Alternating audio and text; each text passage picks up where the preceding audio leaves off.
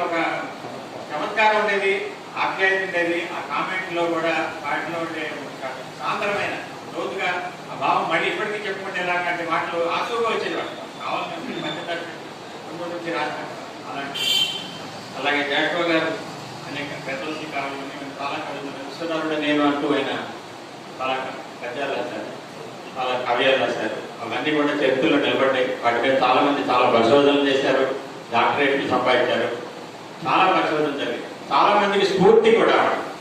చాలా మంది ఇప్పుడు అంటే ఒక సెక్షనల్ గా అనుకుంటారేమో కానీ చాలా మంది దళిత కవులు ప్రత్యేకించి జాషువా లాగానే పద్యం రాయాలి, శశపద్యం రాయాలని కృషి చేసి రాసిన వాళ్ళు, ఎదిగిన వాళ్ళు, పేరు తెచ్చుకున్న వాళ్ళు, జాన కవులు లాంటి వాళ్ళు చాలా మంది ప్రసిద్ధులైన అలాంటి స్ఫూర్తిదాయకమైనటువంటి కవి. ఇంకా అన్ని నేనే చెప్పకూడదు, నేను అజ్ఞానం చెప్తూ మరి అజ్ఞానం అంతా బయటపెట్టుకోకూడదు కనుక ఇంతటితో ముగిస్తూ ఈనాటి ఈ కార్యక్రమాన్ని మన సిహెచ్వి ప్రకాశం గారు విశ్రాంత తెలుగు పండితులు విశాఖపట్నం నుంచి మనకి ఏం చేశారు. జాషువా కవిత్వ సౌందర్యం అనే విషయం మీద వారు ప్రసంగిస్తారు. ఈలోగా మన అధ్యక్షుల వారు, అసలైన అధ్యక్షుల వారు వస్తే నేను తప్పకుండానని ఇంకోసారి మనం చేస్తూ తెలియజేస్తున్నాను. మరోసారి మీ అందరినీ క్షమాపణ కోరుతూ ఈ స్థానంలో నిల్చున్నది మన్నించి వస్తున్నట్టు.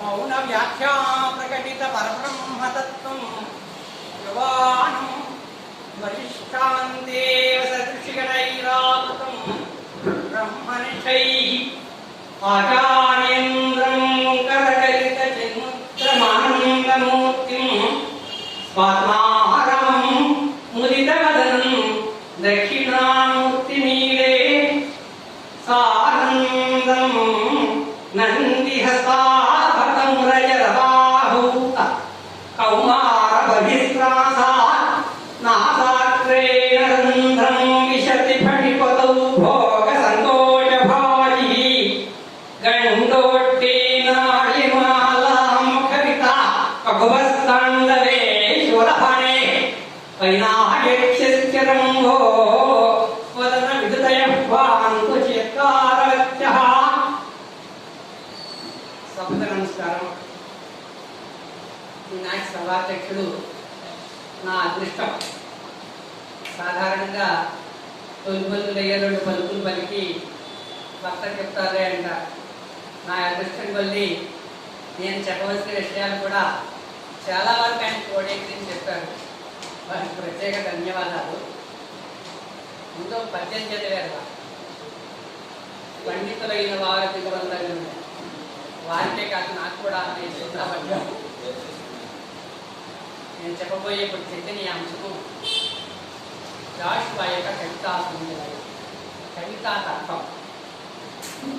జాషువా యొక్క కవిత్వం యొక్క ఉద్వేగం ఏమిటి, భావోద్వేగం ఏమిటి, భావ సౌందర్యం ఏమిటి, అతను పడినటువంటి ఆవేదన ఏమిటి, అతని ఆత్మాశ్రయం ఏమిటి, ఇటువంటి విషయాలు చెప్పాలంటే జాషువా యొక్క కవిత్వం మీద బాగా పరిశోధన చేయాలి, పరిశ్రమ చేయాలి. నేను పరిశోధన చేయలేదు, పరిశ్రమ చేయలేదు. మరి ఇక్కడికి ఎందుకు నిలబడ్డారంటే 2 కారణాలు. ఒకటి, మా సహాధ్యాయులు ఏంటంటే ఉత్తర శ్రీకృష్ణ నాగేశ్వర సత్యసాయి సాయిబాబు గారు నా మీద సౌజన్యం చేత అవకాశానుగ్రహం ఇచ్చారు కనుక ఇక్కడ నేను నిలబడ్డాను. 2, ఈ వ్యవస్థాపకులు దీన్ని నడుపుతున్నటువంటి కారణాపటి సత్యనారాయణమూర్తి గారు పరోక్షాభిమానం చూపించి నన్ను ఇక్కడ నిలబెట్టారు. 3వ కారణం ఏంటంటే జాషువా యొక్క కవిత్వం అంటే నాకు ఇష్టం. నేను చదివా. వాసన గారి కవిత్వం ఎలా చదువుతున్నానో, భాగవతం ఎలా చదువుతున్నానో, కరుణశ్రీ గారి కవిత్వం ఎలా చదువుతున్నానో, ఈ కవిత్వం కూడా. అసలు విషయానికి వస్తే జాషువా అందరి కవులాగా కవిత్వం చెప్పే ఉంటే ఇవాళ ప్రత్యేకత ఉండదు. ఆయన ఎక్కడో మట్టిలో మాణిక్యంలాగా వెలుగు చూపినటువంటి కవి కనుక. అంతేకాకుండా మన తెలుగుదేశంలో ఇంచుమించుగా చాలా మంది పొందినటువంటి ఘనసన్మానములు, బహుసన్మానములు పొంది ఉండడం ఒకటి. ఆయన కవిత్వము ప్రతలేక నాలుగులు అండగించడం ఒకటి ప్రధానమైనటువంటి కారణం. జాషువా చెప్తాడు, వసుధ శాసింపగల సార్వభౌముడగును, ధీరుడగు భిక్షుకుండగు దీనుడగును, దుఃఖికుండగు నిత్య సంతోషియగను, సత్కవి ధరింపరా అని వేషములు గలవే. ఎంత గొప్పగా చెప్పాడు అనిపిస్తున్నారు. కవిత ఏమైనా చేయగలరు. మొట్టమొదటి చెప్తాం, వసుధ శాసింపగల సార్వభౌముడగును. సామాన్యంగా కవిత్వం రాసుకునే కవి సార్వభౌమాధికారం కలుగుతున్నాడు, సార్వభౌముడు అయిపోతాడట. అంటే కాయ ప్రవేశం చేసే శక్తి ఉంటుంది సో కవి. ఇంకా ధీరుడగు భిక్షుకుండగు దీనుడగును, ఒక చక్కని నటుడు, గొప్ప నటుడు, మహానటుడు ఏ పాత్ర ఇచ్చినా దానికి న్యాయం చేయగలిగినటువంటి ఏ సత్తా ఉంటుందో, అలాగే కవి తన కలంపుచ్చిన కవిత్వం రాస్తే అంత గొప్ప సత్తా ఉంటుందని చెప్పడం కోసం, పరకాయ ప్రవేశం చేసి రాయడం కోసం, నవభరతగా ఉంటుందని చెప్పడం కోసం ఆ కవిత్వం చెప్పాడు. ధీరుడగు భిక్షుకుండగు దీనుడగు, ముక్తికుండగు నిత్య సంతోషియగు. ఎల్లప్పుడూ సంతోషంగా ఉన్న పాత్రను సృష్టిస్తాడు, దీనంగా ఉన్న పాత్రను సృష్టిస్తాడు, ఏడుపు పాత్రను సృష్టిస్తాడు, కరుణరసాన్ని సృష్టిస్తాడు, శృంగారసాన్ని సృష్టిస్తాడు. అటువంటి నవరసభరితమైనటువంటి చరిత్రాన్ని సృష్టించగలిగేవాడే మహాకవి, అతడే సుకవి, అతడే సత్కవి. అందుకనే సత్కవి ధరింపరం అనే వేషం ముందు కలిపి ఏ వేషమైనా వేయగలరని చెప్తున్నాడు. అతను జాషువా గారికి తను గురించి తాను చెప్తున్నాడు.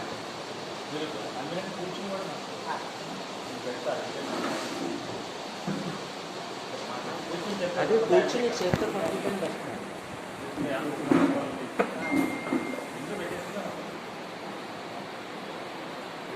జాషువా అతని గురించి చెబుతూ, బహుదేశములను పేర్పడిసి వేషము తీటు భరత ఖండమున పాఠశాల.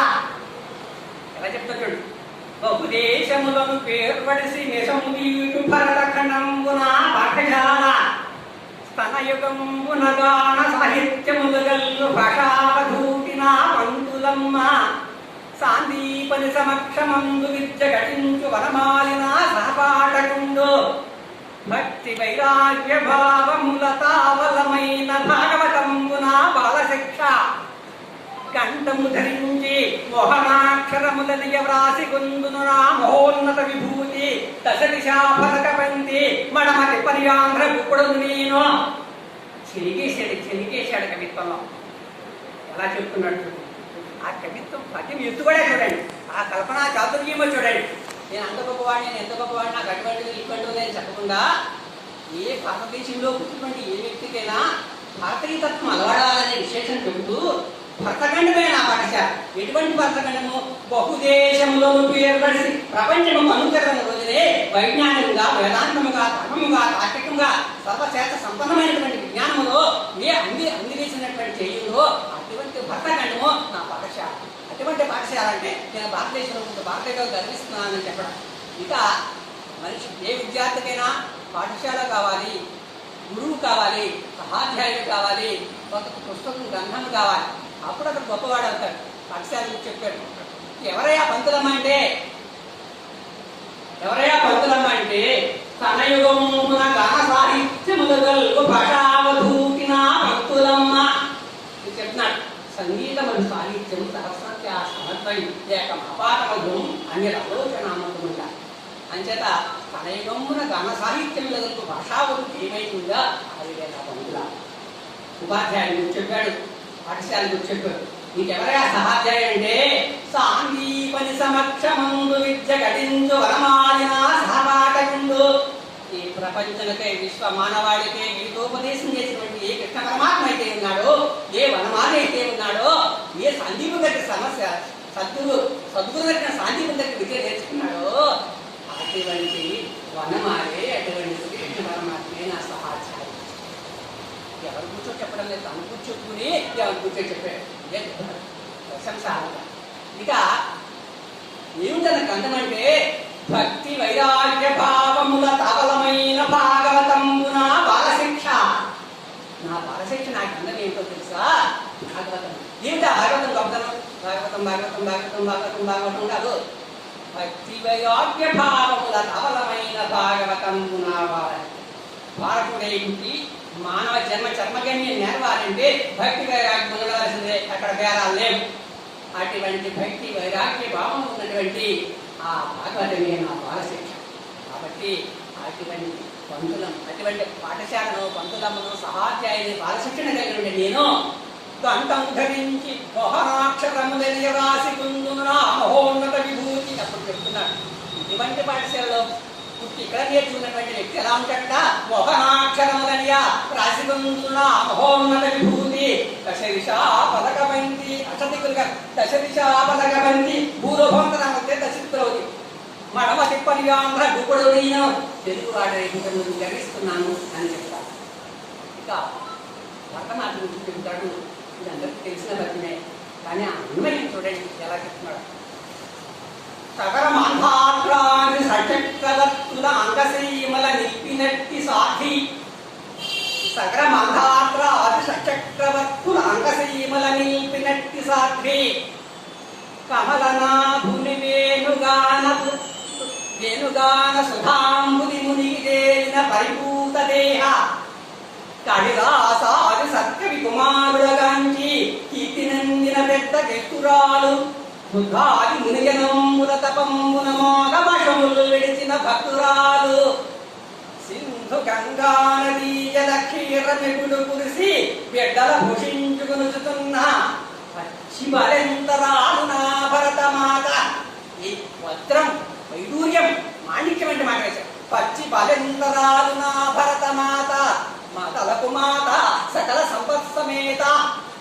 ఏమిటి నా భారతదేశం గొప్పదని అంటే సకలు మాంధాతులు నక్షులు వ్యాధి రాముడు అభాదుడు ఇటువంటి మహాచక్రవర్తున్నాడు. మల్లు పురుగుతుడు తాతగిర్యాదుడు ఇటువంటి సచక్ర ఏమినటువంటి నా దేశం, నా బిడ్డ, నా భక్తగడ్డ, నా భక్తగండము.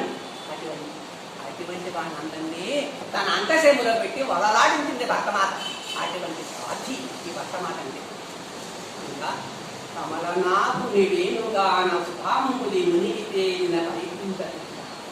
శ్రీకృష్ణ అవతారంలో అతని అవతారం కాలంలో అతను పూర్ణ నుంచి ఆలంబన ఏమిటంటే వేణు. రాముడు ఆలంబన కోదంట, కృష్ణుని ఆలంబన వేణు. ఒక వేణునాదంతోనే సమస్త మనవాడిని తన యొక్క సమోహనాశ్రమం చేత వేణుగానం చేత భక్తి వైరాగ్యంతో పరమాత్మ చేశాడు, ఆకర్షింపజేశాడు. అటువంటి వేణుగానం చేత సంతృప్తి చెందినటువంటి పరిపూత దేహాన మాత. ఇక భారతదేశంలో కవిత్వం ఎక్కడ ఉందంటే కాళిదాస ఆది సత్కవి కుమారుడగాంచి కాళిదాసి భారవి బాముడు మమ్మటుడు ఇటువంటి గొప్ప గొప్ప మహాకవులందరినీ కన్నటువంటి పెద్ద గృహస్థురాలు సాధి అని పరిపూర్ణ దేహ అని పెద్ద గృహస్థురాలు. ఇంకా భక్తి కూడా ఉంది, భక్తులు ఉన్నారు. వర్తమాన మహావీరుడు బుద్ధముడేటువంటి వాడు. బుద్ధాది ముని జనముల తపమున మొదభాషములు విడిచిన భక్తురాలు. అన్న సంతోషాలకు ఆనంద బాష్పాలు కాచేసింది నా భర్తమాత. అటువంటి భర్తమాత మరి ఇటువంటి వాళ్ళు ఉన్నటువంటి భర్తమాతకి నువ్వు ఎలా వస్తుంది? భర్త బిడ్డలకి నువ్వు పెట్టడం ఎలా వస్తుంది అంటే అప్పుడు చెప్తున్నాడు. సింధు గంగా నదీ జల క్షీరమెగుడు కురిసి విధలు భూషించుకున్న శతరత్నకం వాడాడు. నిత్యము జరిగే విషయం. ఎప్పుడు ఎప్పుడో సింధు గంగా ప్రవహించలేదు, ఇప్పుడు కూడా ఎప్పుడు అలా ప్రవహిస్తూనే ఉంది. అది ఇప్పుడు జలక్షీరమెగుడు ఒక సమస్య వేశాడు.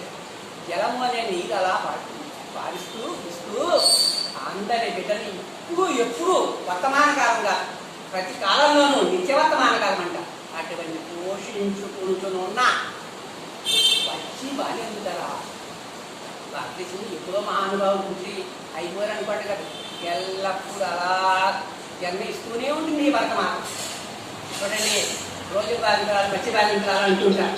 అటువంటి పచ్చి బాధించరాలు వర్తమాన మాటలకు మాట సకల సంపత్ సమయంలో ఉన్నటువంటి తల్లులందరికీ ఏ తల్లి అయితే ఉందో ప్రతి అందరికీ కూడా భర్తమాత తల్లి అని భర్తమాత యొక్క గొప్పతనం గురించి వివరిస్తూ ఇక ఆయన కవిత్వంలో చెప్పాలి అంటే ఆయన ఖండకావ్యాలు చాలా గొప్ప గొప్ప ఖండకావ్యాలు. అటువంటి గొప్ప ఖండకావ్యాల్లో మనం చెప్పుకోవాల్సింది గిజిగాడు. చూస్తాం మనం అందరం బంగారు పిచ్చుకుని బంగారు పిచ్చుకకి గిజిగాడిని ఎందుకు అతను వస్తువుగా తీసుకున్నాడంటే బంగారు పిచ్చుకను చూసి ఏకమైన చక్కని కవిత్వం రాశాడు. ఆ బంగారు పిచ్చుకను చూసి ఏ చిత్రకారుడైన చక్కని చిత్రం వేయగలడు. ఆ బంగారు పిచ్చుక గూడును చూసి ఏ చిత్రకారుడైన బొమ్మ వేయగలడు. దాని గురించి ఏమైనా చెప్పగలడు, వర్ణాంశమనేది చెప్పగలడు. కానీ ఆ గిజిగాడు గూడు కట్టడానికి ఏ వస్తువునైతే సేకరించగలదో ఆ వస్తువును కూడా సేకరించగలడు. కానీ గిజుగాని వలె ఆటమ్మ కమ్మలకు ఆ ప్రదేశములో ఆ వస్తువుల చేత అట్టి గూడును కట్టలేరు. ఇది బంగారు పిచ్చుక గొప్పతనం. దానికే అంటున్నాడు, చిలుగుం బంగారు రంగులంగులకు మే చిన్నారి గుత్తి సొమ్ములు జీలించిన తొమ్మకమ్మలకు నీ ఉన్ని సతీరత్నము ఊయలగి ముందగిలించి ఊయలగి అది ఉయ్యాలంటే నీళ్ళు ఊయలగి ముందగిలించి రేపవలు హాయిందుగరా గహటు బిడ్డలు మీ కూడిగా మాచరింప ఇగాడా నీకు దీర్ఘాయువు ఇల్లుగుం బంగారు రంగుల గుండు మే చిన్నారి గుత్తి సొమ్ములు గీలించిన తొమ్మకమ్మలకు నీ ఉన్ని సతీరత్నం ఊయలగి ముందగిలించి పర్వరత రేబవలు హాయిందోగరా ఘాటు బిడ్డలు నీ కూడిగా మాచరింప పిల్లగాలుగా నీ కూడిగా చేసుకుంది విజయగాడా నీకు దీర్ఘాయువు అని ఆశీస్సులు ఇచ్చి దానిలో గొప్పతనం చెప్తాడు. తేలిక కట్టి భోజనము తెచ్చి రచించ నీవుతూ రొయ్యాలగంగు తేలిక కట్టి భోజనము తెచ్చి రచించ నీవుతూ రొయ్యాలగంగు మానవులకేరికి సాధ్యముగాదు.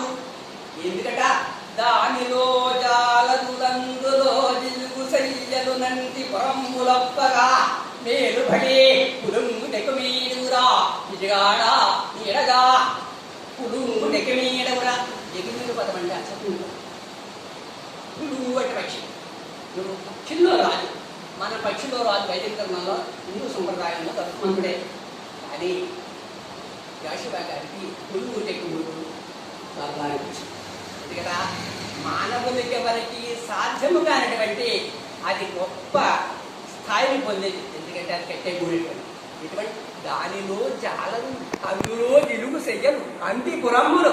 మనం భవనం ఎలా కట్టుకుంటామో వరండాలో వసారాలో హాల్లో ఎలా కట్టుకుంటామో ఆ విధంగా కట్టుకునే శక్తి దాని అందుకే నువ్వు పక్షుల్లో రాదు. ఇంకా పులుకు పసిండి నిబ్బుల దుకూలములంధరించి అని కట్టుకునే బట్టెక్కడ పులుకు పసిండి నిబ్బుల దుకూలములంధరించి నీ అనుగు బిడ్డలు పడంతిని పొదుగుటన్ని నిద్రింపగా నీ భార్యాబిడ్డలతో నీ పొదుగులో నిద్రిస్తుంటే నిద్రింపగా కన్నెగాట్టులు ఊయల సతనంబు నూత ఆ పిల్లగాళ్ళ ఉయ్యాల ఊపుతుంటే ఇక ఊత భయం ఎంత ఎరుంగక ఏమాత్రం భయం లేకుండా కన్నుమూయు ఆయే కన్ను మూసి నిద్రిస్తావు. కన్నుమూయు నీ అలగుసకంబు మాకు గలదా ఇదిగా ఒక రేణి ఉన్నదా. ఆ రాజు కూడా అటువంటి సుఖం లేదు, మాకు కూడా లేదు. మాట్లాడబడి రాజుకే లేదు అదిగా ముందా మాట మాకు గలదా ఇదిగా ఒక రేణి ఉన్నదా అని చెప్తాడు. నీ గిజిగాని నీ పేరే గొప్పది, నీ గిజిగాని నామకము నీ తెలివిము ప్రకటించుకూడు. ఇక నీ మైగల సోయగంబు అవని మానవ కోటికి ముత్తు సేయు పోయి గిజిగాడా వీతిలక నీవు అని చెప్పు. చెట్ట చూడండి ఆ పసుమెరుపదం చెప్పు. ధరాతలినున్న బిట్టుగా వాయలు నాస్తికులు తలలు వంతు రణంతున చెంతక్షిందులై మనుడిచ్చే చక్కర రక్షించేట కదా బిట్టుగా వాగుతున్నారు నాస్తికులు.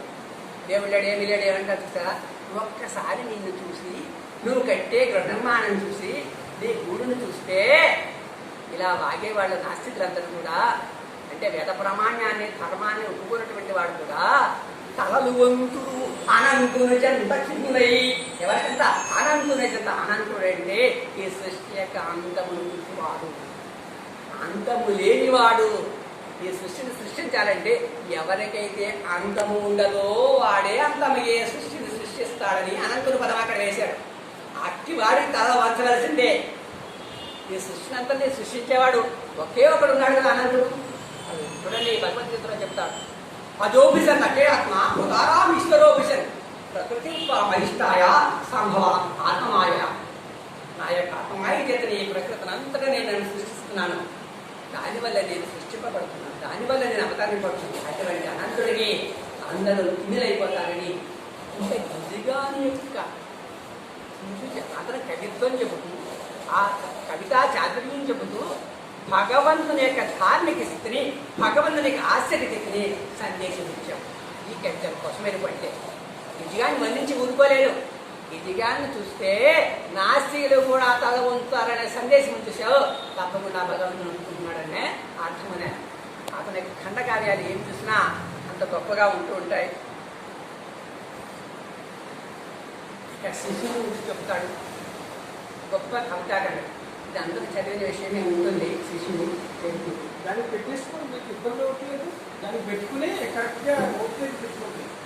మీకు సెట్ చేయండి ఒకసారి. అంటే మనకు తెలుస్తుంది, సాధారణంగా చెండిపెట్ట నోట్లో వేలు పెట్టుకుంటూ ఉంటాడు. దాన్ని వందిస్తూ మట్టలో చూసినటువంటి సంచిపెట్ట చూసి పొట్టనరేళ్ళ ముల్లోకమును చూసి ఆనందపడు నోరు లేని యోగి. అతను యోగట, నోరు లేదంటాడు. నోరు లేకపోతే ఎలా నోట్లో పెట్టుకుంటాడు అంటే వాక్ రూపము లేదన్నాడు. నోరు లేని యోగి అంటే వాక్ రూపము లేదనేటువంటి యోగి వంటి వాడు. పొట్టనరేళ్ళ ముల్లోకములు చూతులలో ఆనందపడు నోరు లేని యోగి. తల్లిదండ్రుల కనువల్లరి వైకి వదిలిపెట్టు 9 నెలల పంట. ఈ బిడ్డకైనా ఆధారం తల్లిదండ్రులే, 9 నెలలే.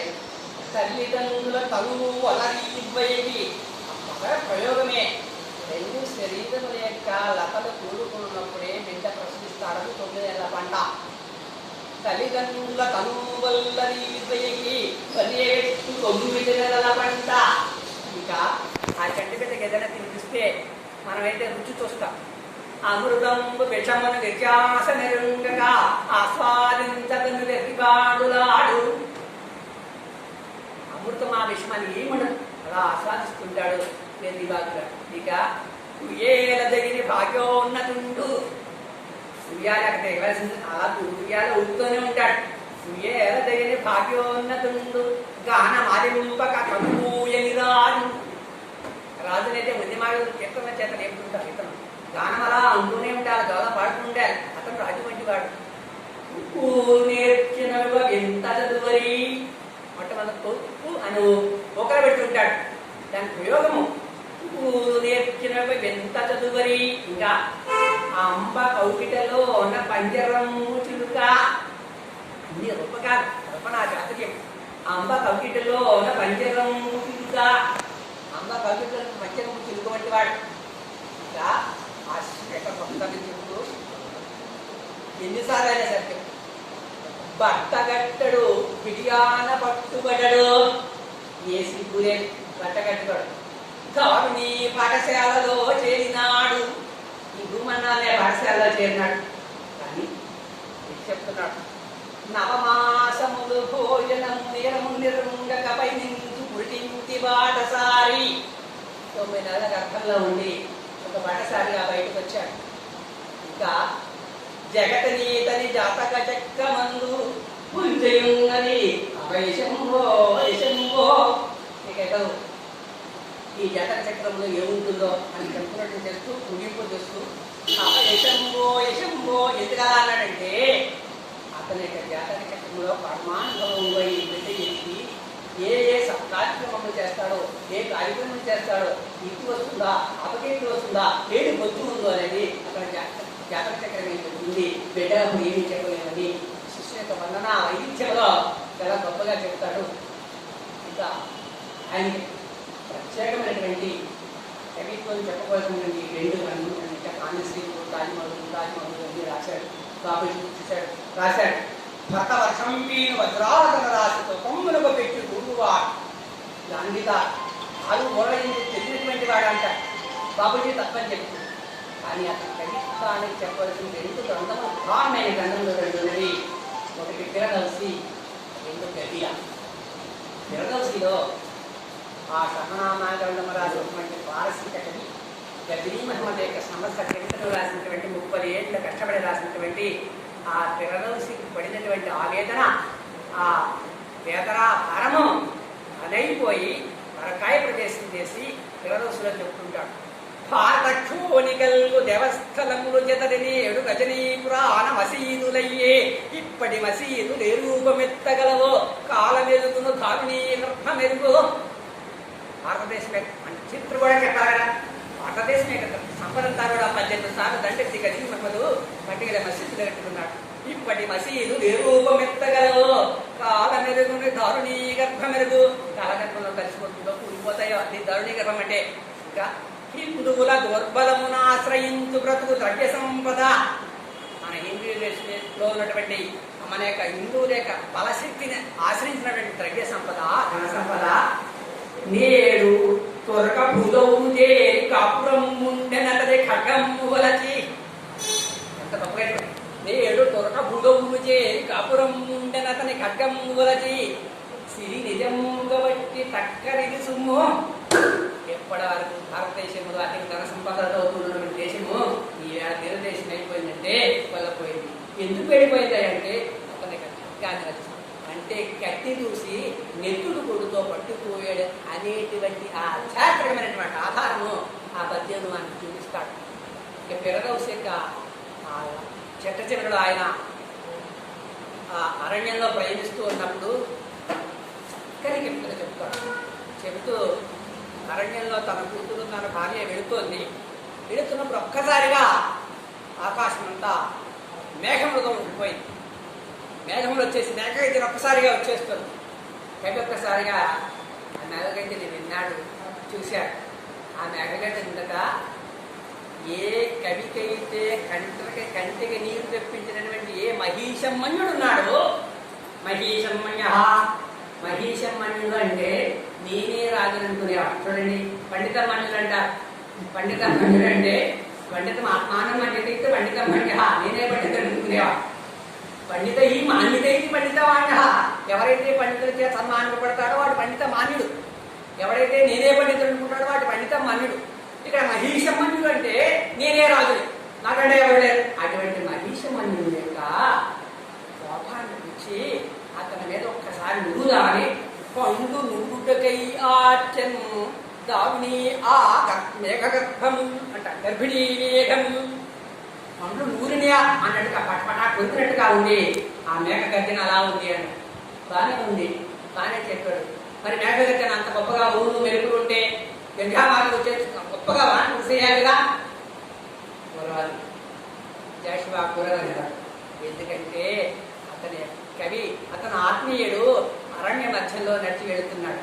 అప్పుడు వాన చూస్తే ఇక కవి యొక్క గొప్పతనం ఏముంది, ఇక ఫిరదౌసిని గౌరవించినట్టు ఏముంది. చూడండి, ఎవరికైనా దోమ పారిందనుకోండి, ఒక కరించి కొట్టేస్తే దోమ చావచ్చు చావకపోవచ్చు, ఆ కర్ర యొక్క దెబ్బ చేత చెయ్యి. కాబట్టి విద్యామార్గం వస్తే కవి బాధపడతాడు. కానీ అలా విద్యామార్గం రాలేదట. ఇక రాకపోతే ఏమైందట, నడికిరేయి పద్మనేత్రములు విచ్చి తారకా పద్మనేత్రములు విచ్చి కవి కుటుంబమును కరుణించినే. తారకా పద్మనేత్రములు అంటాడు. తారక అంటే మనకు తెలిసిందే, కంటిలో గుడ్డనార్థము, నక్షత్రం అనార్థము. నక్షత్రములు అనే కన్నులు కలిగినటువంటి, పద్మములు కలిగినటువంటి కన్నులు కలిగినటువంటి ఆ ఆకాశం ఉన్నటువంటి ఆ శక్తి ఇతను ఒకసారి ఖండించి చూసింది. కానీ ఆ మేఘములన్నీ కూడా గాలితో అలా విసిరిపోతూ వెళ్ళిపోయి తేలి వెళ్ళిపోయినాయి. కానీ ఒక్కసారిగా ఆ మేఘం ఏమీ వర్షించలేదు, ఏ ఉరుములు రాలేదు, ఇక ఏ పెద్ద విధామాత్రము రాలేదు. తేలిపోయింది, చిరుగాలితో వెళ్ళిపోయింది. అక్కడ కవి చక్కగా చల్లబడ్డాడు, ఆనందించాడని చెప్పాడు. ఇలా చెప్పడానికి గల కారణం ఏమిటంటే కవితా సంబంధంలో కవి కష్టపడి తన యొక్క బాధను వెలార్చుకోవడానికి వెళుతున్నటువంటి సమయంలో కవి చూసినటువంటి చూపులో అతను బాధించకూడదు కనుక ప్రకృతి కూడా తనకు అనుకూలించింది. అటువంటి ప్రకృతి అనుకూలించి ఒక చక్కని ఒక మంచి వ్యక్తిత్వం ఉన్నటువంటి సాధుడు తన యొక్క సహకారం చేత అతనికి దారి చూపించి ఫిరదౌసిని తన యొక్క మంచి మార్గంలో తన ఇంటికి తీసుకెళ్ళి ఆతిథ్యం ఇచ్చి సాగనంపుతాడు అని చెప్తాడు. అప్పుడు ఆ ఫిరదౌస్ కవి ఎవరు గజనీ మహల్ గురించి చెప్పుకుంటూ చక్కని పద్యం చెప్పాడు. అదే ముత్యముల చెక్కైన సముద్రమున పెట్టువాడు కలుగేసినాడా వాకహీనుడ ముత్యం పడయ రీతి మనదినను లింగనోరిచ్చినది తుడకో ముత్యాలు దొరుకుతాయని సముద్రంలో మునకలేశాను, పెట్టుమారు చాలా సార్లు వేశాను. భాగ్యహీనుడా, నేను చాలా భాగ్యహీనుని. ముత్యము పడయ రీతి ఏమైందిగా తప్పుగా దొరుకుని వరదినను లింగనోరిచ్చినది తుడకో 30,000 బంగారు నాణ్యములు ఇస్తానని 30,000 వెండి నాణ్యములు పంపించాడు. ఏం అర్థం ఏమి చెప్పారో. కాబట్టి నేనేమి పొందుదాం అనుకున్నాను, అది పొందలేదు. కొన్ని పంపిస్తే పంపించవచ్చు కదా. నేను ఎప్పుడైతే తిరస్కరించానో నన్ను చంపమని పంపాడు. అందుకని అనేది అనుభవంగానో ఇచ్చినది తక్కువ. కానీ ఆత్మాభిమానటువంటి కవి ఎప్పుడు వాళ్ళకి దొరకడు, ఆ రాజుకి దొరకడు. తన యొక్క ఆత్మాభిమానాన్ని చెప్పుకోవడం కోసం ఫిరదౌసి అనే కవిత్వంలో తాను చూసి ఫిరదౌసి యొక్క కవిలో తాను పరకాయ ప్రవేశం చేసి జాషువా తన ఆత్మాశ్రయాన్ని నిలబెట్టుకున్నాడు. ఇక విశ్వధరులో చూస్తే చక్కని చిన్న పద్యంలో చెప్తాడు. నివసించుటకు చిన్న నిలయం ఒక్కటి దక్క గడన శ్రీకాశ పడను నేను. ఇది ప్రతి మానవాడికి సందేశం. అది విశ్వనుడు ఎప్పుడు విశ్వవ్యాప్తం అవుతాడంటే ఇటువంటి స్వభావం అన్నమాట. నివసించుటకు చిన్న నిలయం ఒకటి దక్క, అది కూడా చిన్న పదం ఎలా వేసేటువంటి చిన్న గూడు అలా ఉంటే గడన శ్రీకాశ పడను నేను. ఇక ఆలు బిడ్డలకై ఆస్తుపాస్తులు ఆలుబిడ్డల కోసం ఆస్తుపాస్తులు దొరకడానికి నేను పెడత్రోవలోపాద విడము నేను అన్యాయంగా ఆర్పించను. పెడత్రోవలోపాద విడను నేను ఆచరింపని నీతులు వధించి రాని రాగము తీయలేను నేను. నేను చెప్పను, నేను ఏదో ఆచరిస్తే ఒక మాట నేను ఆచరింపని నీతులు వధించి రాని రాగము తీయలేని నేను. ఇక నాకు ఎంత కష్టం అవుతున్నా సంసార యాత్రకై చాలింతకు దక్క నేను జీవించడానికి ఎంత అంత తప్ప గుడ్డి గవయం ఓదుకొను నేను. గుడ్డి గవ కూడా నేను ఆశించను. ఎవరికైతే ఆశ ఉండదో, ఎవరైతే వైరాగ్యభావంతో ఉంటారో, ఎవరైతే తనకు వచ్చిన దాంట్లో సంతృప్తిగా యాదృచ్ఛిక లాభ సంతోషోపత్తి చూడాలి భగవద్గీతలో అటువంటి యాదృచ్ఛికంగా తాను సంపాదించడానికి ఎలా జీవిస్తాడో అటువంటి జీవన సౌందర్యం ఎవరికి ఉంటుందో వాడే విశ్వనరుడు అవుతాడని మానవాడికి సందేశం ఇచ్చాడు జాషువాకి. విశ్వనరుడు దాంట్లో ఆయన ప్రధానమైనది గబ్బిలం. గబ్బిలం గురించి తెలియని వారు ఎప్పుడు ఉంది, కానీ గబ్బిలం కావ్యం గుర్చుకుంటున్నది తెలియదు. ఎందుకు గబ్బిలాన్ని సందేశం ఎందుకున్నాడు అనే విషయం మనకు తెలిసిన విషయం. ఏమిటి మన పూర్వ ప్రబంధాలు ఏం చూసినా ఒక చెడుకు పట్టుకెళ్ళచ్చు, హంస పట్టుకెళ్ళచ్చు, ఒక గొప్ప వ్యక్తి పట్టుకెళ్ళచ్చు, ఒక ఉన్నతమైనటువంటి కులంలో బ్రాహ్మణులు పట్టుకెళ్ళచ్చు, సందేశం ఇవ్వచ్చు. రామాయణం మందార సందేశం చేయొచ్చు, శిక్షణ చేశారు, రాయబారం చాలా మంది సందేశాలు చేశారు. కానీ ఎన్నుకున్నటువంటి ఏ కడగాటి వారైతే ఉన్నాడో ఆ కడగొట్టు బిడ్డలకు సందేశం ఇచ్చేటటువంటి స్థితి, దానికి కావలసినటువంటిది, అవకాశం ఇచ్చినటువంటిది, అవసరం ఇచ్చినటువంటిది నిషేధ పక్షి. అదే అటువంటి గబ్బిలానికి సందేశం పంపడమే గబ్బిలో ఉన్న కావ్యం. అంటే తను ఏ కులంలో పుట్టి తన ఆవేదన అనుభవించాడో తన ఆవేదనంతా గబ్బిల యొక్క కావ్యం ద్వారా వెలిగించాడు. కవిగా తాను ఏ వేదన పొందాడో అదంతా క్రదౌసులో ఆత్మాశ్రయం చూపించాడు. గబ్బిలం కావ్యంలో చెప్తాడు. ఉప్పు ఘటించి నీవీని కులముంకల లింగ పెరించి దేహము విప్పినట్టు ఈ భరతవీరుని పాదము కంటకుండగా చెప్పులు నిరాకరింపలేదెప్పుడు అప్పువట్టుడి భర్తావని సేవకం. ఈ సేవకే భర్త మాట రుణపడిపోయింది. ఎందుకంటే ఈ భర్త మీద పాదాలు కందిపోతాయని చెప్పులు కుట్టిదేవని చేశారు. వాడు చెమ్మట రొట్టి ప్రపంచమునకు భోజనం పెట్టు వానికి బుద్ధి లేదు. ఇంకా ఆ భాగ్యుడు రక్తమునాహరించి ఇరువగటిని తెల్లి జీవను చేయు కసరి పొసగొట్టున అతని గారి సోక నాలుగు పడగల హైందవ నాగరాజు. చాతుర్వర్ణ వ్యవస్థ అంతా కసరి పొసగొడుతుంది. అక్కడ చూసి వాడు కరించు భగవంతుడే లేడు మనురెట్లు వాడి కనికరించు. వాడు చేసుకున్న పాపకారణమేమో ఇంతవరకు వాని ఎరుగలేడు. ఇదంతా జాషువా గారి అనుభక్తి.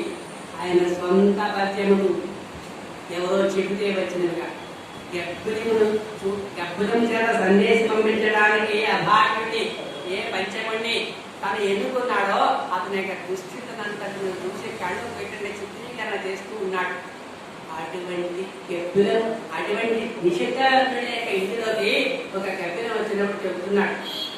గాఢ నిద్రావలంబికన్ను మూసి శ్మాతలను మేను మరచిన కాళరాత్రి నా గ్రహమున వెలుగుతున్నావరేమి దొరకదిచిన ఆనంద కిరణలవము. ఎందుకమ్మా నా దగ్గరికి వచ్చే ఇక్కడ ఆనందం ఏమి దొరకదు. ఇది గాఢ నిద్రావలంబే కన్ను మూసే శ్మాతలమంతా నిద్రపోతుంది. నా దగ్గరికి ఎందుకు వచ్చాం అంటూ గిరిగుంటలు నిక్షరములట్లు మూగుతున్నది దిశల నన్ను రడింప. తను అల్లాడిపోతున్నాడంట. గిరిల గుండెలు నేను ఎంతో బాధపడుతున్నానని చెప్పితే కవిత్వం కాదు. నన్ను చూసి ఈ పర్వతములన్నీ కూడా గుండెలు ద్రవించిపోయి సెలయేళ్ళ వచ్చేస్తుంటే నన్ను ఊరడిస్తున్నాయి దిక్కు దిక్కులా. కానీ పక్షి సుందరి సోదరి పిల్లల కన్నా ఈ సోదర పిల్లల కన్నా నిర్గమించిన ఒక్క కన్నీటి చుక్క ఒక కన్నీరైనా నా కోసం విడిచారా వినాలే. ఇంకా ఈ ప్రశాంతరాత్రి ఎల్ల లోకమును భుజగించి నిద్రపుచ్చుకునియే. ఈ ప్రశాంతరాత్రి ఎల్ల లోకమును భుజగించి నిద్రపుచ్చుకునియే. ఈ ప్రశాంతరాత్రి అందరూ హాయిగా భోజనం చేసే వారికి సుఖాలు అనుభవిస్తున్నారు. కానీ ఔషధం పురేణ స్పృశ్యతాటు మగభాగ్యురన్ను మరచిపోయే. నన్ను మర్చిపోయారా? అస్పృశ్యతాటు మగభాగ్యునన్ను మరచిపోయే. దుఃఖితుండదు నిత్య సంతోషము చక్కటి ధరింపాలని వేషములు కలవేంటేది. ఇక్కడ కర్మశతాంతమున నోరు కట్టి వేసి స్వార్థలోలు రాభక్తిని అనుభవించు. తన మననేమో దానికి కక్ష ఏమో ఈశ్వరుని చేతలు చేయింపువమ్మ. చూసేస్తున్నాడు కత్తి, కలమనే కత్తి చూసేస్తున్నాడు. కర్మశతాంతమున నోరు కట్టి వేసి స్వార్థలోలు రాభక్తిని అనుభవించు. కర్మ మననేమో దానికి కక్ష ఏమో ఈశ్వరుని చేతలు చేయింపువమ్మ. ఆ ఈశ్వరుడి దగ్గరికి వెళ్తాడు కదా. ఆలయమున నీవు వేలాడు వేళ శివుని చెవినీక కొంత చేరుగంటూ మౌని చక్రాన్ని పూజారి లేని వేళ నిన్న నింపునాడు చరిత్ర. నీ నమస్కారముల నిక్కి నిక్కినడు పక్షిని నాకు ఉద్యోగ బలము లేడు. ఆ గర్భిణాన్ని చేత సందేశం పంపుతున్నాడంటే ఆ బిడ్డ అతని స్థితి చెప్తాడు. నీ నమస్కారముల నిక్కి నిక్కి ఎవడారో వద్దువాడు వస్తుంది నమస్కారం అన్నారు. నిక్కి నిక్కినుడు పక్షిని నాకు ఉద్యోగ బలము లేదు. నాకు ఉద్యోగం ఉంటే కదా ఎవరన్నా నాకు నమస్కారం చేయడానికి ఉద్యోగం ఉంటుంది. ఇంకా మెచ్చదగు నీ ఇక్కడ ఆసక్తి ఉచ్చరింప కకసతి నాకు కులం యోగ్యతలు లేవు. కొన్ని ఏమన్నా గొప్పదాన్ని చెప్పడానికి నాకు ఏమైనా కవిత ఉంచా? నాకు ధర్మం తెలుసా? శాస్త్రం తెలుసా? అసలు శాస్త్రం లేదు, నాకు నాకు యోగ్యత లేదు. ఇక నీకు ఎలా చెప్తాను? స్వార్థములని కొరగలింప కొడుకు నిండిన భాగ్యవంతుడుగాను. కొన్ని ఏమన్నా పరములా చూసి నేను వివరించుకున్నానంటే భాగ్యవంతుడు కాదు. ఇంకా దోషములు చూపి నీకు నీతిలో నింప దొరతనం చేయగా మతస్థుడనుగాను. నన్ను మతంలో కూడా తీసుకోలేదు. నేను అక్కడ నిషిద్ధపడిపోయాను. కాబట్టి ధర్మమునకు వెలికితన వెన్నట్టు లేదు, సత్యవాక్యమునకు చావు లేదు. విరవలేదా విశ్వనాథునిలా సృష్టికర్త తాను సృష్టి నీవు. మనకి ధర్మ ఎప్పుడు తిరిగిపడదో, సత్యం ఎప్పుడు సాగిపోదో. కాబట్టి ఆ ఈశ్వరుడు వాళ్ళు భయపడక్కలేదు. అతను సృష్టికర్త ఆ సృష్టిలో భాగము నీవు కాబట్టి వెళ్ళి నా గురించి చెప్పు అని చెప్పుకుంటే ఆ చెప్పిన వెళ్ళే దారిని చెప్తాడు. మొత్తం ఆ దక్షిణ తంజావూరు దగ్గర నుంచి వచ్చి ఆంధ్రదేశం నుంచి చిలక సముద్రం వేయించి గంగా వేయించి అలా గుజరాత్ వచ్చి మళ్ళీ ఆ కాశీనాథ్ గుడి వేయించి ఆ ఇసుక ఇదంతా ఒక చెప్పు. ఈ విషయం ఎందుకు చెప్పాడంటే ఆంధ్రదేశం ఎక్కువన్నా భారతదేశం ఎక్కువన్నా ఏ దేవాలయాలు ఏ రాజులు ఏ విధంగా కట్టిపోరు ఏ విధంగా ఉందో ఏం నడిచిందో అంతా కటిత్వంలో చూస్తూ ఉంటూ ఇంకా ఆఖరిగా చెబుతున్నాడు. బాధపడుతూ మంచి పని కనబడలేదు దైవతము కాని పదార్థము భారతము కనబడలేదు వర్ణనము కన్న మహాకథ భారతము కనబడలేదు సత్తునము కన్న విశాచము భారతము కనబడలేదు పంచముని కన్నను నిగపు జంతు ఏదియును చంద్రమాపద్యము కనబడలేదు అని నగనం జగనం 3 పాదాల్లోనూ 4 పాదాల్లోనూ చెప్పాడు. మొదట 3 పాదాల్లోనూ భారతమ్మని చెప్పాడు. ఏమి పాడు పదలే వాడాడు కదా ఏమిటి అంటే అందులో అంతరార్థం చెప్తున్నాడు. మొట్టమొదటి వాక్యం కనబడలేదు దైవతము కాని పదార్థము భారతము. ఈ భారతదేశంలో దైవతము కాని పదార్థమే నిజమే కదా. పరిమయము కాని ద్రవ్యము పరమాణు లేదు వంశ పారవింటే ఈశాశ్వతం సర్వం. ఈ సమస్తము బ్రహ్మస్వరూపమే. ఈ సమస్తము దైవమే. భారతీయులందరికీ దైవమే. చెట్టు పుట్ట గుట్ట చెరువు అన్నీ దైవమే. ఈ భారతదేశము కనబడలేదు దైవతము కాని పదార్థము భారతము. ఇంకా కనబడలేదు వర్ణనము కన్న మహాకళ భారతము. ఆ వర్ణకంలో ఏదైనా వర్ణించారు. వర్ణన లేటువంటి అడవే భారతంలో. భారతదేశము ఇది భారతఖండం. అందరి గురించి చెప్పాడు, అన్ని గురించి చెప్పాడు. ఇంకా కనబడలేదు సత్తులము కన్న పిశాచము భారతము. వర్ణ వ్యవస్థ ఏది నేను జాత్యహంకారము ఏ సత్తులం ఉందో అంతకంటే పిశాచమే భారతంలో నేను చూడాలి. అంటే అగ్రకులము పిశాచం కాదు, నేను అగ్రకులం అనే భావన పిశాచం. సత్తులము కన్న పిశాచము భారతము. ప్రతిపదానికి ప్రతిపదం మాత్రం ఉచ్చరించలు ఎక్కడా లేదు. ఎక్కడైనా ఉంటాయి కదా శిక్షలో ఉచ్చరించలు లేనటువంటిది ఎక్కువ తక్కువ లేనటువంటి శిక్షలో వాడాలి. కానీ నేను ఎక్కువ అనుకునే భాష సత్తులం ఆ సత్తులం నేను గొప్ప అదే విషయాన్ని మాత్రం. ఇక కనబడలేదు పంచముని కన్నను నీచము జంతువేదియను. పాముకు పాలు చెమక పంచదార మోసి నీ దేశంలో 4 పాములు మోసి పెంచినటువంటి భారతదేశంలో నన్ను ఎందుకు ఇలా చూస్తున్నారు? పంచముని కన్నా అందరూ నేర్చుకోలేదు, నన్ను కూడా కానీ అందుకే మాట పంచముని కన్నా నిజపు జంతువేదియను అని చెప్పి మన తెలుగు సమాజంలో పూర్వకాలంలో వాటికి తెలుసుకుంది. హరిజన వాడలో చర్చలుగా ఉంటుంటే ఊరు వెళ్ళారు. హరిజన వాడలో 2 రకాలుగా ఉండే. మా చిన్నతనంలో మాకు తెలుసు. ఎప్పుడైనా అక్కడికి వెళ్తే మమ్మల్ని కూడా వెళ్ళించేవారు కాదు. నిజంగా కూడా వెళ్తే ఎక్కడికి వెళ్ళేవారు అంటే వాటితో మాట ఎందుకు మాట్లాడాలి అన్న వాడు ఎలా వచ్చాడని మమ్మల్ని కూడా వెళ్ళించేవారు. ఊరు మధ్యలో పుట్టాను గొప్ప ఏం కాదనుకోండి అయినా అలా అనిపించారు. అక్కడ కూడా 2 తెగలు ఉంది, ఒక మాల ఒక మంది. ఆ 2 తెగలకి ఇప్పుడు సయోచ్చు ఉండే కాదు. దాన్ని గుర్తించి రాశారు ఒక సత్యవాదిగా. జగమున్నెచ్చు బియేలు సాధించిన మనసు ఎక్కడ ప్రపంచం లేదు, ఎక్కడ జంపు లేదతను. జగమున్నెచ్చు బియేలు సాధించిన మనసు నీరు మా మారు మాటిగల్పుల మహాలభం రెట్టింపగన్. కదా మారు మాటిగల్పుల మహాలభం రెట్టింపగన్ తెగలంగట్టి తగాదలించెదురు గాని భగవామా మతబోధవేల వాళ్ళ వాడికి పడదు. ఏంటి మేము అది సాధించే మీరు సాధించేమంటారు అని చెప్పి తెగలు అందరూ కూడా తెగలే, వాళ్ళు కూడా అనైక్యమే. ఐక్యతలే. వాళ్ళకి మత ప్రవర్తన చేసి ధర్మం చేసి ఎందుకు మా దుర్గాది అని ఇంకో వచ్చి చెప్తారు. అసలే ముక్కిడి మంచి పద. ముక్కడి అంటే బాలయాకం జరిగితే కానీ తొందరగా వెళ్ళేది. అభావార్థకంగా ఈ ప్రత్యయం వస్తుంది. ముక్కిలి ముక్కిలి అయిన వాడిని ముక్కిలి అంట. అసలే ముక్కిలి దాని మీద పడిసమ్మన్నట్టు ముక్కు లేకపోతే రొంపై కలువేంటి.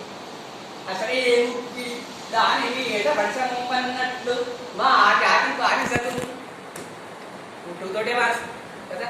పొలము లేని నేను కొడుకుల పుట్టించి ఈ అఖాతమందు త్రోయవలనే భార్యేల పుట్టు బానిసగని వాడు గర్భసాగి బ్రహ్మచర్య దీక్ష అఖి సుందరి నీ కుక్షి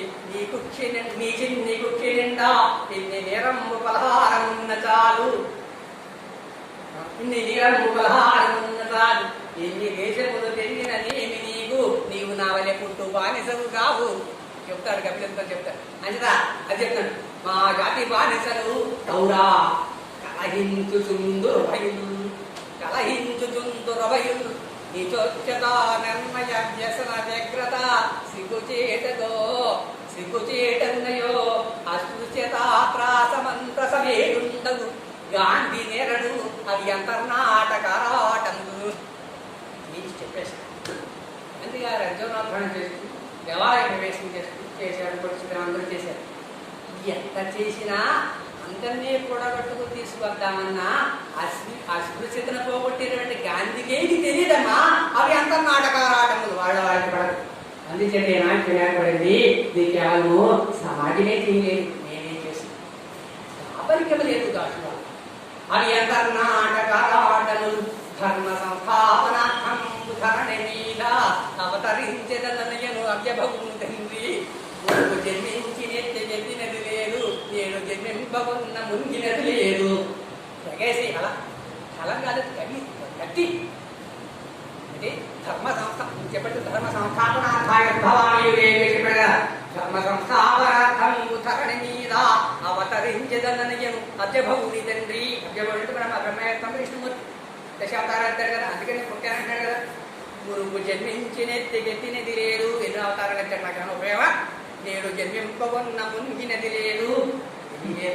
కాబట్టి మా చెప్పు వీళ్ళే మాకుంది. ఆ ఈశ్వరుడు నాకు చెప్పు అయ్యో పండో ఏదో మేము ఫలితం అనుభవిస్తామని తనని విన్నవించుకుంటూ ఆఖరి వారు చెప్తున్నాడు. ఇంకేమిటంటే నేను చిత్తులాడి నేను డప్పులు కొట్టి అలసి సొలసి శక్తి కొలువా ఫలిత మెల్లనులు భాగించుకుని పోవు నిజమైన భూమి చూచినావే. ఎవరు అంటున్నాడు చూడండి. మీరు పూర్వకాలంలో ఏ జాతరలు చూసినా కొమ్మరి గరగ లేకుండా మాదిరి డప్పు లేకుండా జాతరలు ఉంటాం. కాబట్టి అది చెప్తాడు అన్నమాట. ఏమిటి? నేను చిదులాడి నేను డప్పులు కొట్టి అలసి సొలసి శక్తి కొలువా ఫలిత మెల్లనులు భాగించుకొని పోవు నిజమైన భూమి చూచినావే. అటువంటి నీచ భూమిలో నా పుట్టాను, ఈ నీచ జాతర పుట్టాను. కాబట్టి నా యొక్క సందేశాన్ని చెప్పి నాకు ఆ దైవ సాన్నిధ్యాన్ని నేర్పి నేను కూడా పార్టీలా జీవించేలాగా నా అంతరాంతరాన్ని చూపెట్టేలాగా నాకు ఆ సహాయం చేయమని చెప్పడం ద్వారా సందేశంతో ఉంటాడు. అందరినీ ముందే చెప్పాడు. దాని గురించి పరిశోధన పరిశ్రమ చేసిన వాడు అయితే ఎక్కువ చెప్తారు. కానీ జాషువా యొక్క కవిత్వం అంటే ఇష్టం ఉండడం చేత, చదివి ఉండడం చేత, పిల్లలకు అప్పుడప్పుడు పాఠం చెప్పి ఉండడం చేత, ఇంకోటి రకం ఏంటంటే అటువంటి వారు కూడా నాకు స్నేహితులుగా ఉండడం చేత, ఆ స్వభావ సంస్కృతులు కూడా నాకు బాగా తెలిసి ఉండడం చేత నేను దాని మీద ఇలా చెప్పగలిగాను. జాషువా కవిత్వం అంటే ఇష్టం ఉండడం చేతనే అది చదివి ఆఖరిగా ఆయన గురించి నేను రాసినటువంటి కవితా గానాన్ని ఒకసారి గుర్తిస్తాను. ఆ జాషువా గురించి ఏం రాశారో మీకు ఒకసారి చెప్తానని. శ్రీనాథ శ్రీసాలు చేపట్టి కవితలార్చిన కావ్యకర్త ఖండ కవితలను కన్నబట్టి నిండు పొలిందు చేసగా కావ్యకన్య కులమత భేదాలు కుళ్ళు జగరొట్టి కడను ప్రపించిన కవివరుండు తెరకూసి కావ్యము కరుణధారలు జాత కవీరుగా శ్రీ కవులు కూడా వెలజల్లెడు కవితా కళాప్రపూర్ణ విధాంకము పదభూషణుడు తాము వెలజల్లెడు కవితా కళాప్రపూర్ణ విధాంకము పదభూషణుడు సార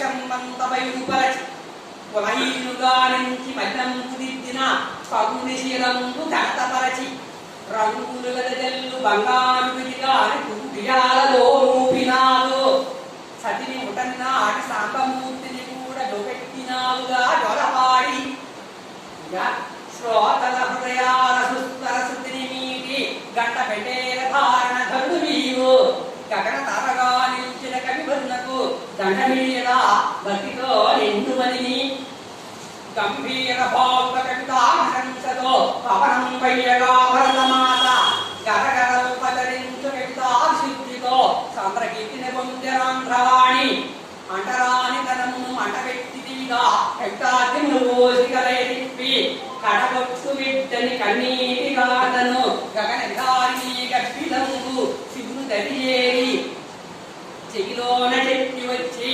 మందభాగ్యుని జాడ్యంబు మాన్పివేసే తెలుగు భాషామ తల్లికి వెలుగు నింపి మడమ త్రెప్పని ఆంధ్ర దూపడుని మడమ త్రెప్పని కవివై దిగుడు రాశిగారు చేసుకుని 2 పద్యాలు చెప్పాడని చెప్పి ఆయన గీత రాశాను లక్ష్మణ్ ఆయన పద్యం గప్పకు సాటి రాని పలువాకుల మూక అసూయ చేత నన్ను నెప్పి దిగుని నన్ను వరించిన శారదలెక్కిపోవునే ఈ వసుధాకలిని కొడమల రథలుప్పులు గంటమూనిదన్ రప్పలు రాజ్యదన్ గరగడలు ప్రసరించదన్ అంధవాణికి నా కవితావధూతి వదనం వివాదగంచి రూపరేఖాకమనీయ వైఖరులాంటి బడి బడి అన్నవాడే ఈ దేవుల మంచు ప్రశ్న కలగించి శివాలున్న లేచిపోవుతూ బాగుల కుంభిన విట్లకు మంగళజంత్ర వచింప సిగ్గయ్యడు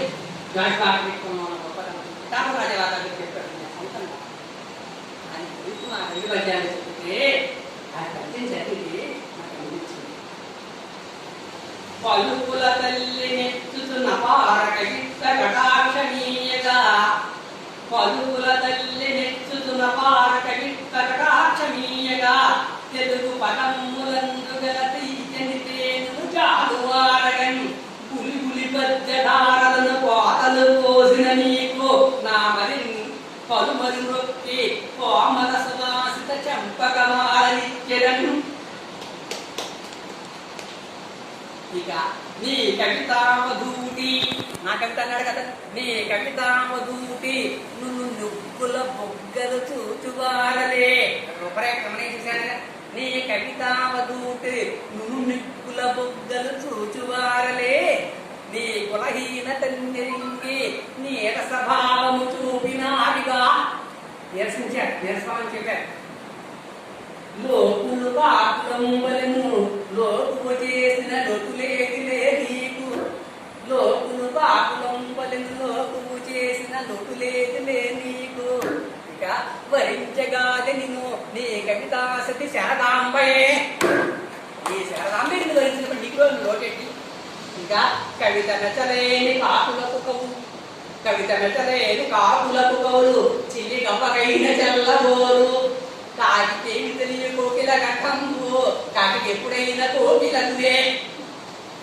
సిగ్గువలదు సిగ్గువలదు నీకు చింతయేలా కవిత లిపుదూకు నీవు నెగ్గిన మీద పండినావు ఒకవే జీవించిన నాత్రయ్యన్నాడు కదా కప్పురంబు పలుకు కావ్య తాంబూలమై నాత్రయందు పండినావు కుల బలంబు లేని కల బలంబును కల్ కుల బలంబు లేని కల బలంబును కల్గు కావ్యధారగిందు కవికి నీవు కోట్లెకులంటే కొండంత బలమున్న సాటి కవులయ్య నిన్ను మేటి నీవు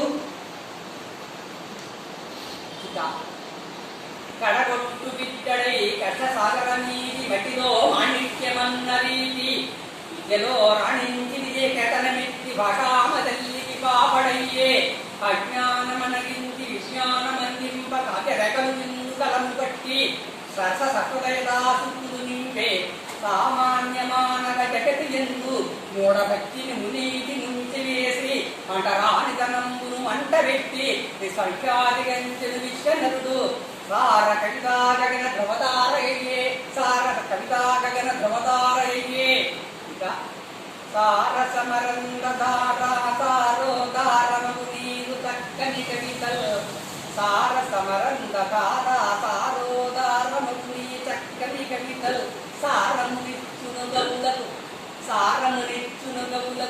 వీర విచార విషయములు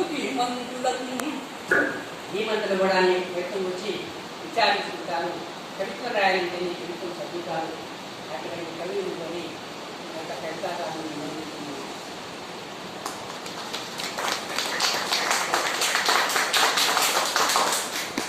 ముందే చెప్పాను. ఈ కవితో నేను కానీ దీని మీద కానీ పరిశోధన చేయాలని ఇష్టము. పరిశోధన నాకు ఈ అవకాశాన్ని కల్పించినటువంటి ఈ వ్యవస్థాపకులకు, నిర్వాహకులకు, అధ్యక్షులకు, ఆపద్ధర్మ సభ అధ్యక్షులకు, నా సహాధ్యాయ శ్రోతలకు అందరికీ పేరు పేరున నా ధన్యవాదాలు. ప్రత్యేకంగా మా సహాధ్యాయి వారి యొక్క సౌజన్యం చేతను లేదా హనుమంతుడు ముందుకు వస్తారని దృష్ట్యా నువ్వు చెప్పగలవు, నువ్వు చెప్తావు అనేటువంటి ఆ ప్రోత్సాహ బలము చేతను నేను ఇక్కడ కూర్చుని 2 మాటలు చెప్పగలిగాను. వారికి ప్రత్యేక భక్తుల శ్రీకృష్ణ నాగేశ్వర సత్యసాయి బాబు గారికి కూడా ప్రత్యేక ధన్యవాదాలు. నేను చెప్పినటువంటి మాటల్లో ఏమైనా మంచి మాటలు చెప్తే నన్ను దీవించండి, ఏమైనా తప్పులు చెప్తే మన్నించండి. అందరికీ సెలవు.